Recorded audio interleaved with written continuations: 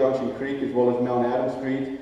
Dead trees being moved, vehicles jumping over Miles Street, heading over to Agnes Road. And all that's needed over there is just some concrete partitions.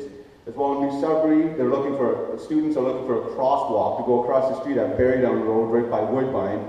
More sidewalks, a guardrail on Grandview. A lady was crying to me about how she almost got run over once before for those cars cutting around the corner so quickly. Montrose is also looking for sidewalks. A car was pelted during that construction. Some people don't feel safe with the construction going on there. And of course, there's roads, taxes, the ombudsman, slush funds. But what I haven't heard in the ward that there's any problems with playgrounds. Thank you.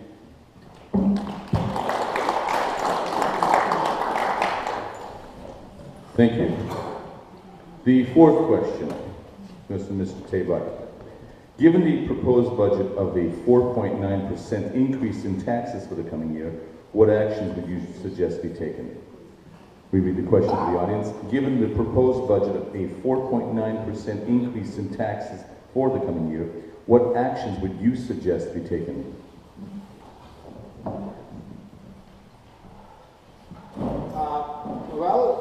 First of all, this hike of 4.9% for next year to many people I spoke with is not acceptable. It's a very common concern by homeowners.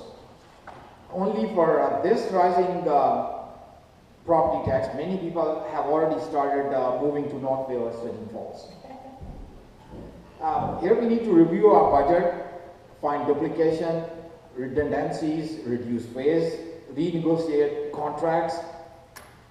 We need to grow tax base through new development. Just by slightly lowering the development fee will give incentives to developers, and later city can keep collecting taxes for the rest of the life cycle of the property. We need to adopt efficient strategies. We need to implement these consistently across all departments, bulk buying, streamlining all services, and ensuring all data relating to these services is published online as a part of an open comment. Thank you. Mr. McCarthy.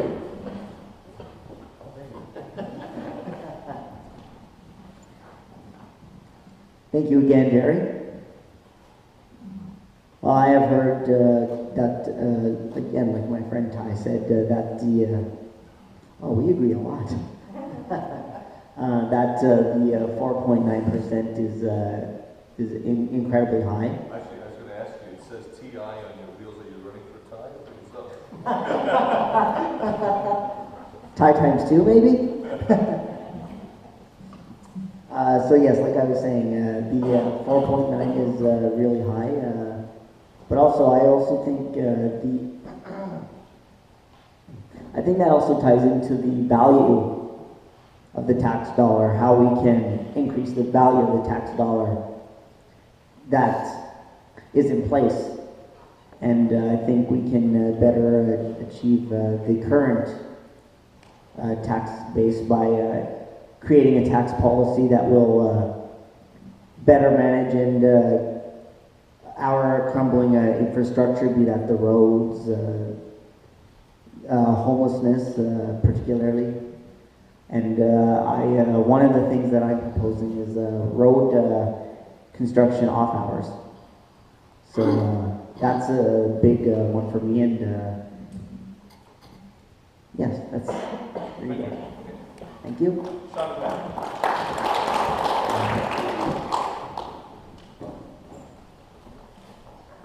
Let's see about my quote. I have been going door to door. All this rain is killing me.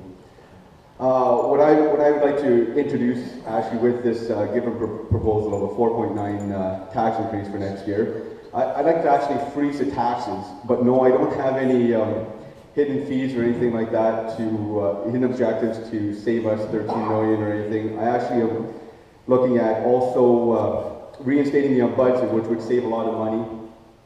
For that, we're spending X amount of dollars on a private company to do the policing for us right now. So bringing the ombudsman back, who's a provincially funded organization, We don't have to use our tax dollars to pay a private company to do the policing, if you will, to council. I'd also like to introduce a new tax in the city. This tax would be called, I'm not the fancy tax name or fancy name for taxes or anything, but I like to call it a tourism tax. So what we've done is a 1% tax over at hotels, say Science North, Sudbury Arena, Dynamic Earth. 1% on a $100 hotel fee is $1. So the people coming into our city, they're actually spending an additional $1, and that money is going towards the city. These people are coming into our city, using our roads, using the infrastructure, using the various buildings in our town. Why shouldn't they be charged? Other cities do this already. Why can't we do that as well? And the additional money that will come into our city, we could use that towards various infrastructure things, or even for that matter, a new entertainment center or a new convention center. Thank you.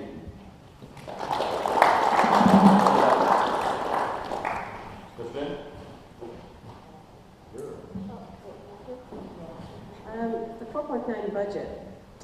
This forecast has been based on current information while delivering the same service level that is currently in place for the city of Greater Sudbury. Since I've been there, the preliminary budget has traditionally been estimated at the higher rate. Then we whittle away at it until we reach a full understanding of the implications of where we're going to end up. They're estimating a 2% inflation rate. In the short term, we should look hard at energy costs. Short-term gas prices presently are very low, and oil is down conceivably for a while. Stockpiling gas for the operation of the corporation would certainly, perhaps minimal, but at least it would put somewhat of a dent in the rate.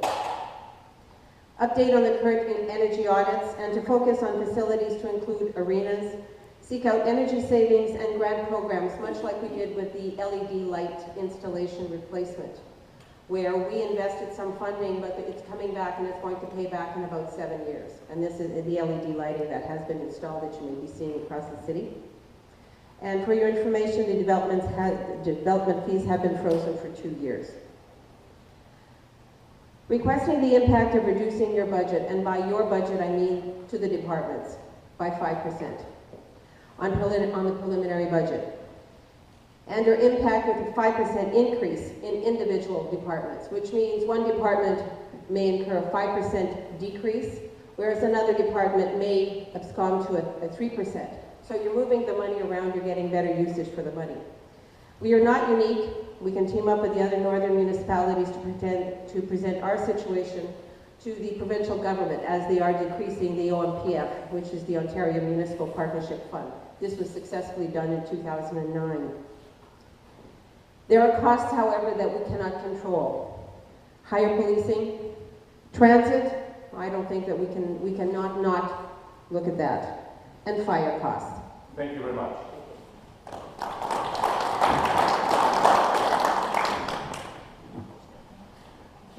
The fifth question is a new question. It's not one that you were given. We all know that whoever wins the mayoralty race will be faced with working with at least 6 new councillors. And the question of leadership becomes very, very important in this. So the question is this: what is your definition of leadership, and what leadership qualities would you bring to council if elected? So what is your definition of leadership, and what leadership qualities would you bring to council if elected? Robert? Thank you, Jerry. That's an excellent question. I like that one a lot. For me, leadership is not just being a leader, but creating a whole team, a whole community, a whole province, and a whole country of leaders. It's not about any one of us up here. It is about all of us and all of you. So I am a collaborator. I have, if I may speak about some experience, I have done some fundraising for the Easter Seal Society, working with people that's an organization, if you're not familiar with, that helps out physically disabled children be able to afford the increasingly expensive mobility equipment such as wheelchairs, walking braces, and whatnot. I also collaborated with Health Sciences North to raise $5,000 in a matter of 2 weeks to purchase radios that emit easy, soft listening music for patients that are comatose in the intensive care unit to help them become relaxed. So I would work with not just the city councilors, but every single person in the ward and the city to come up with the best solutions that are right for you. Thank you. Thank you.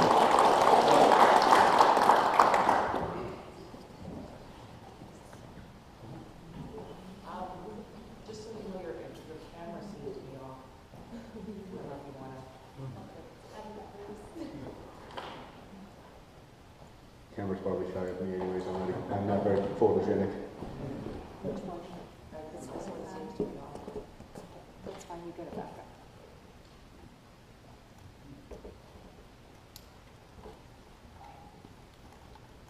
I have no problem with you. No, even better.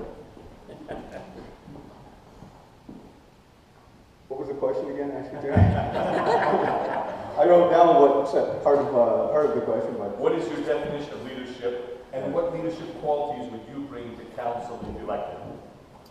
well, the way I look at leadership is leaders just don't lead. They actually work together. They lead by example. So if you're actually out there and you're just sitting around, just not doing anything, you're not really leading and just kind of saying, okay, well, you go do this work, you do that work. No. The way I've run my campaign would be the same way I kind of lead. I've gone out, talked to everyone, found out their wants and needs for the community, which would be the same thing as I would lead at City Hall. I would go out, talk to the mayor, and as well as council, and say, okay, this is the way what we need for Ward 12, and I would try and lead the mayor as well as city staff and say, okay, well, we need to fix get these objectives done. That's actually the way I would lead. I would get out there and work with you. I'm not one that's going to sit there alone and not, how would I say this, not be a lump on a log or whatever. All right, thank you.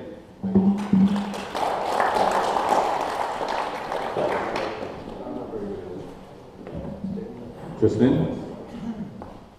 Oh, sorry. Thank you. Thank you for the surprise question. Yeah. I think to me, leadership is listening. I listen, and I have listened to the constituents in the ward. I'm a community builder. I'm a team player. I look at the work that we have done as a team in the ward through the park associations, the CANs. We have done some excellent work improving the quality of life of the residents who live there by empowering them to succeed and to offer all the support that I can as a councillor. To the new councillors, I will listen to the many new views that they will be bringing forward and perhaps provide a mentorship role. They will be new to the environment, and we want them to succeed. To the new mayor, I will listen to your point of view, but I expect that you will listen to mine, as I will be bringing the concerns of Ward 12 to you and to the rest of council. I am an honest person, my integrity is intact, and I will bring that to council, as I have done for the past 8 years. Thank you.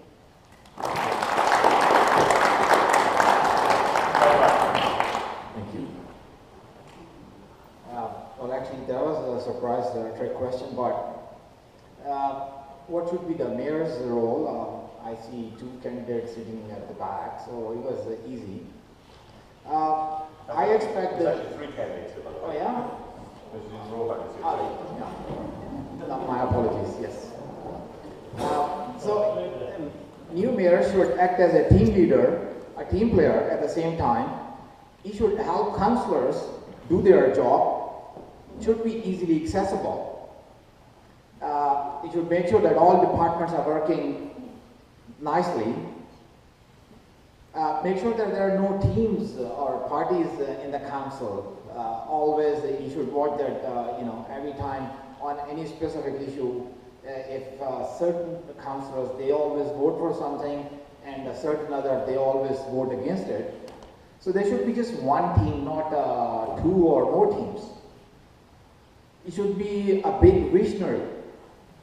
It should promote accountability, and it should lead by example.